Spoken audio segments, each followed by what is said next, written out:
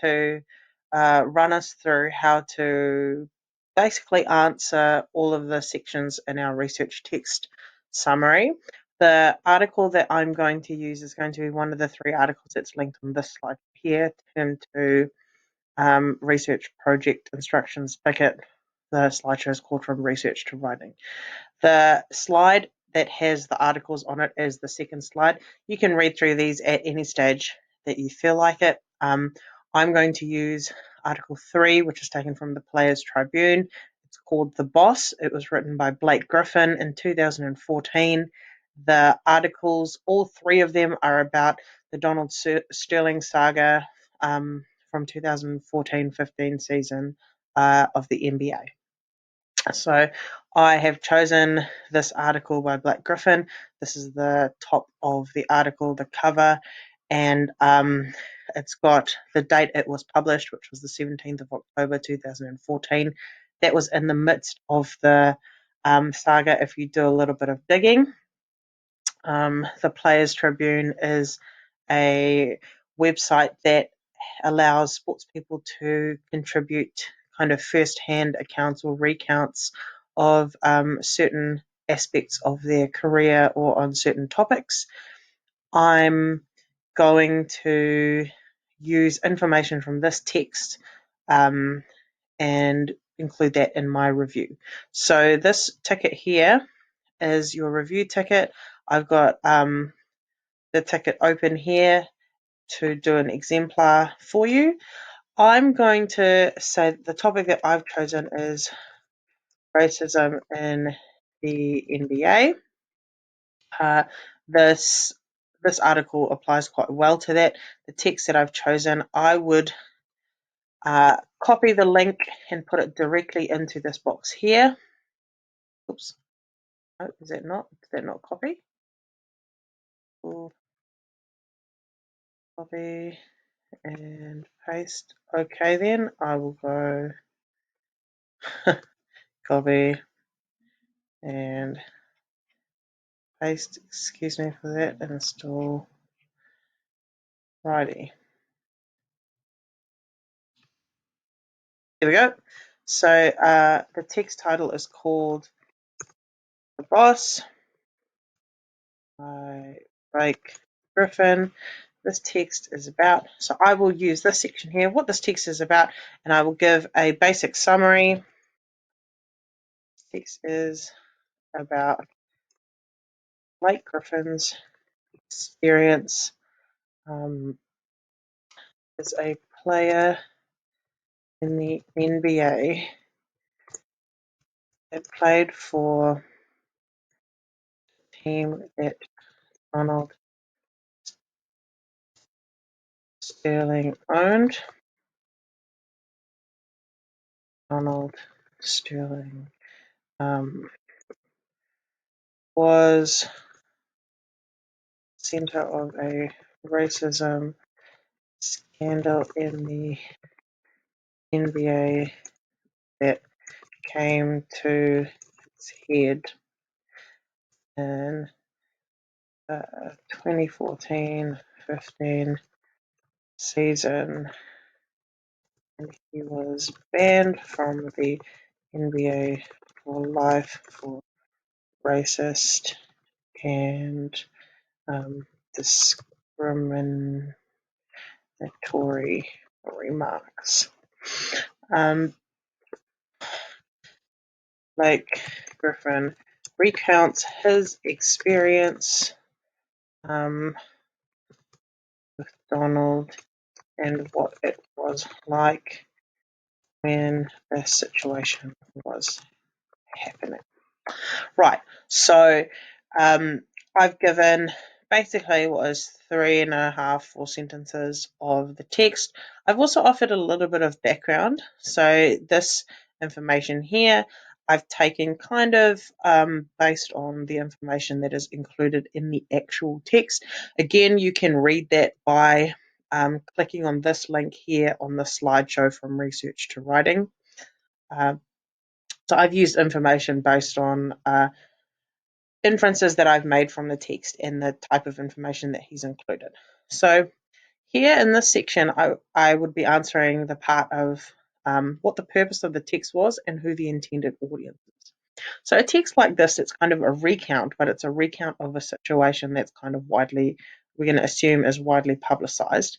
The purpose of a text like this is to inform people. So one would be to inform NBA fans of I wouldn't say different sides, but let's say the sides of the story, the Donald Sterling story from a player's perspective, and also to give insight to like the history that players might have had with him. So Blake Griffin in his story talks about a situation in 2009. So we're talking about we're talking about 5 years, sorry, before he published this story, 5 years before the situation. So he's kind of offering the readers a little bit of insight into the situation. So to give fans and readers insight into the history that Donald Sterling had with the players on the team that he owned. I would say here that the intended audience is most likely going to be people that are fans of sport, particularly the NBA, but you can include in that wider audience that you are going to be capturing people that are interested in, I guess, situations of discrimination and fairness. So the intended audience is likely to be basketball fans, particularly fans of the NBA, and also people who are interested in stories about fairness and racial discrimination. So we can assume that somebody who's interested in, I guess, this as a subject matter might go looking for an article like this. So this comes to our next part, which is the usefulness of the text and the credibility. So and the currency. So these are the three kind of trickiest parts of the review. So I would look for examples here. Oh, whoops. Speaking of examples, it looks like I've forgotten this part here to give an example. So I might say here that people who are kind of interested in Blake Griffin, I guess, he does mention quite low down in the article that, like fans fans were kind of really like interested in this whole situation. Here we go. For the next 48 hours, we were trying to prepare for the end of a playoff season. Everybody had an opinion on what we should do and what we should say. When I turned on the TV, media people were saying we should boycott the game. So I guess here you could say, like he's mentioned that I might use the phrase, so let's go back and check it. Everybody had an opinion on what we should do. Everybody had an opinion on what we should do. This suggests that Griffin is intending for the audience of this article to be a wide range of people who might be interested in issues about fairness for sportsmen, and discrimination in sports. So there we go. I've kind of just made this section just a little bit more detailed. So back to this usefulness part, if I was going to use this text for my chosen topic, I'd need to discuss how useful it is. So what kind of information was included in this that makes this text useful for my chosen topic? So let's go back and take a look at the topic that I chose, so racism in the NBA. So this is actually quite a useful article for that because it's a first-hand account of a player who played for Donald Sterling. So we go here and we take a look at this. It was my first time meeting him since the Clippers had drafted me in the spring of 2009. So the Los Angeles Clippers was the team that Donald Sterling owned, and Blake Griffin was drafted to the team in 2009. So this is useful because it is a first-hand account from somebody who experienced the behaviours of Donald Sterling, who was a man at the centre of a racism in the NBA situation. Okay, this article is first-hand account from a player who was drafted to the NBA team that Sterling owned, and the author is telling the reader about his experience. And then I can actually use this example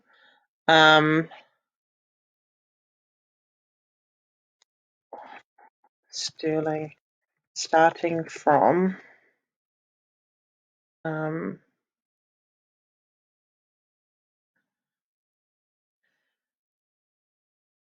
the first time that he met, Sterling.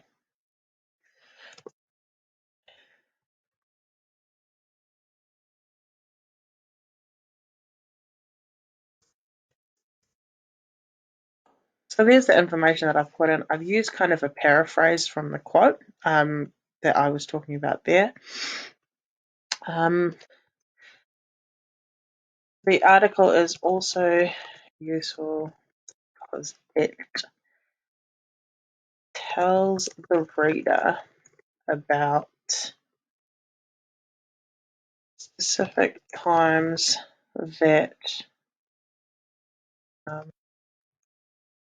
Griffin noticed Sterling's racist behaviour or his abusive behaviour towards players on the team. And this here, right, he gives an example quite far down into the article about him Googling Donald Sterling, right? So this was Blake Griffin's way of finding out information.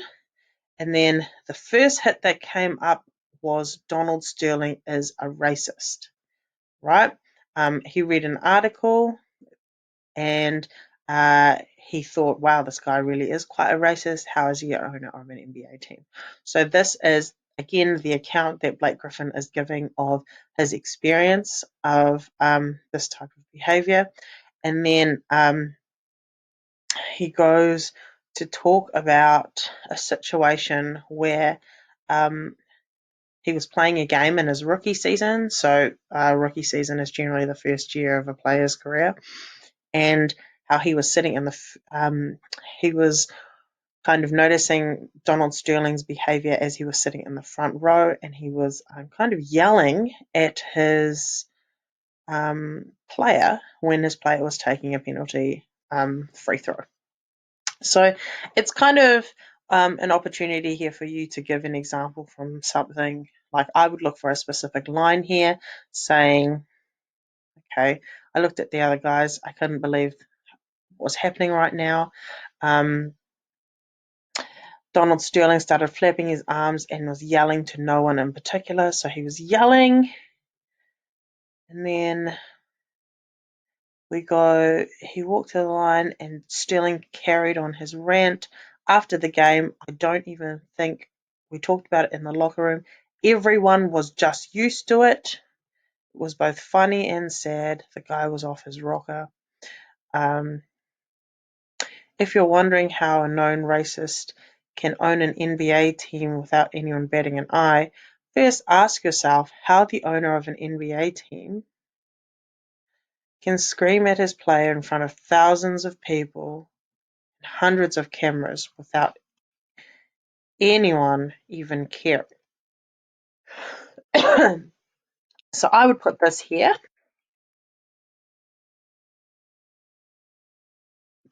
So I'd put that there, right? And then I'd have that as one of my examples. So I've got two possible examples of usefulness. This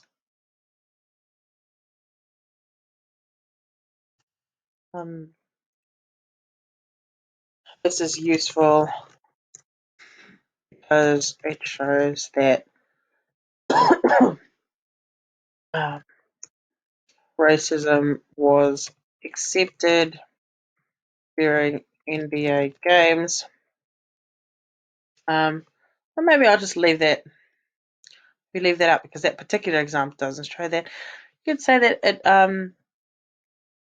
it shows that kind of abuse of players was accepted during NBA games from a known racist. Cool. So I've got two examples there of the usefulness of the text using information from the text to do that. The next part is looking at credibility and how reliable the source of information is. One of the cool things about this particular text is that you actually see Blake Griffin mention the types of things that somebody does to find out information. The first thing I did was type Donald Sterling's name into Google. All right.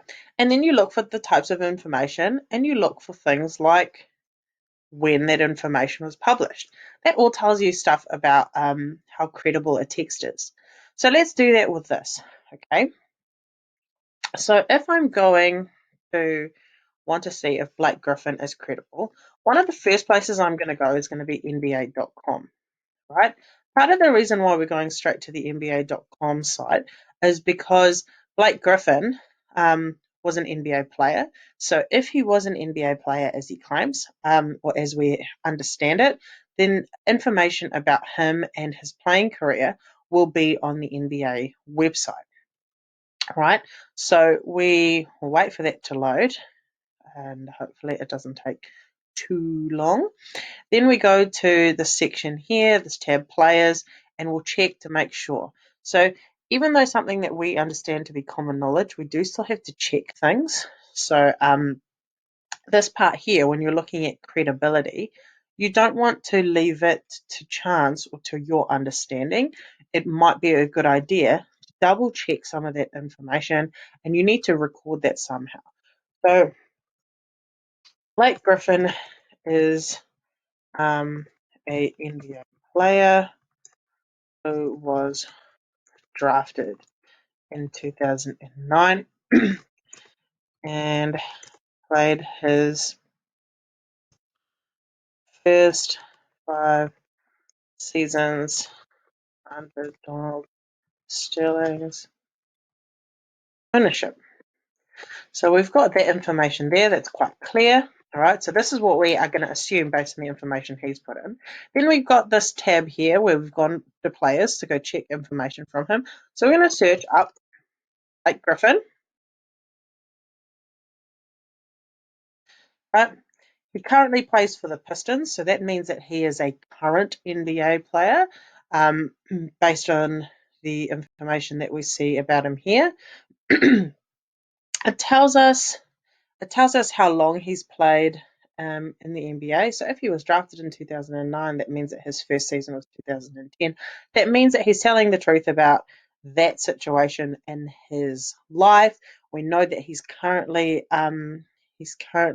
a player. He did play for the Los Angeles Clippers from 2010 until 2018. So we've got there the proof that he is a previous teammate of the Clippers who might currently be playing, or he was a previous member of the team that was once owned by Donald Sterling. So we know that he is a reliable source when he's giving a first-hand recount, but he's also a reliable source because the information is from a credible site. So the official NBA site has this information about him there, so we know that the information that we are assuming from his writing is all correct. So you might give this as an example. He is currently still a player in the NBA, however, he no longer plays for the Clippers. And then you've got your kind of credibility there. And also the Players Tribune. So you might do a Google search on Players Tribune. You might do a Google search on the Players Tribune, or you'll go to maybe the site and you go to about, right? And you find information about the Players Tribune.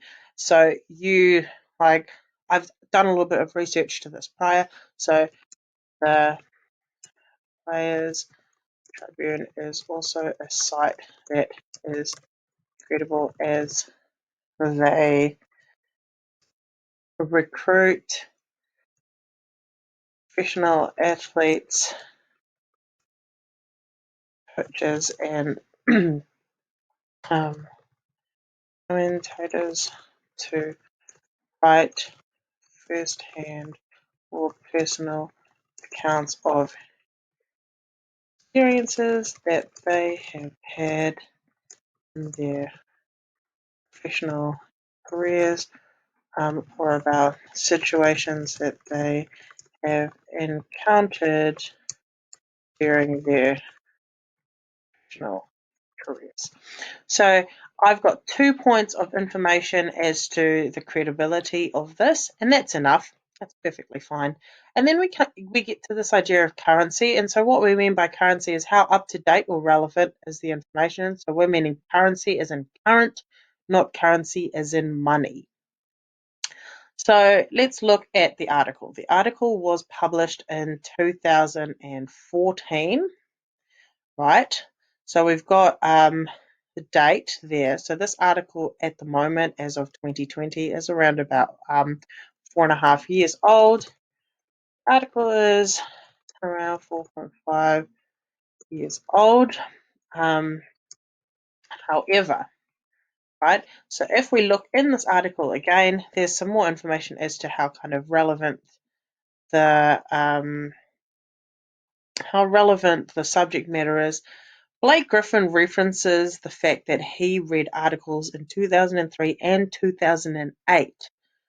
So that's significantly earlier than what it was written in this article, right? So we're talking 2003. That's 11 years prior to this, okay? We are going to say, well, he's referencing information that is consistent over a period of about 11 years.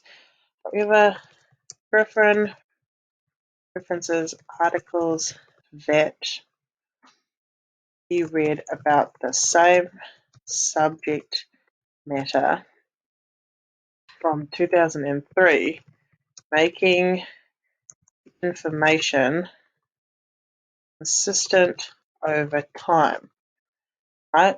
So we can assume that the information that he is telling the reader in this article will stay relevant to the subject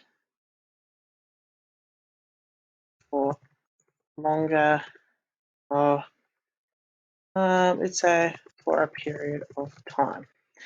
Okay, so bear in mind that makes this article almost 6 years old. Almost 6 years old. Did I say 4.5? 5.5. Almost 6 years old, and we see that he's talking about things from almost 11 years ago, and racism doesn't just disappear in the period of that time, and we can't just assume that Donald Sterling is not still somewhat racist based on the behaviour that's being described or the situation, but we can assume that if there were articles from 2003, that there may still be some truth to his character and how people perceive him. So, based on the articles, we can assume that there may still be some truth to the subject of Donald Sterling. So there I've got I've taken some time to actually decide whether or not it's still relevant. But I have kind of referenced something directly from the article about what Blake Griffin has said about his situation. So as you can see, the amount of information that you need in these sections, there's a bit of meat to it that's required. You do need to take time to kind of find information within the article that you've chosen. You can use direct quotes as necessary, but for the reviews, you're only pulling out the quotes that are necessary for the particular part of the review that you are answering for. Right, so hopefully that was helpful. Hopefully that makes a little bit more sense. Don't forget that when you're answering these questions, you need to be kind of critical, and you need to be able to give some kind of example for each of these sections down the bottom. Once you've done that, you can submit it on Workspace and you will be good to go. Right, good luck, team.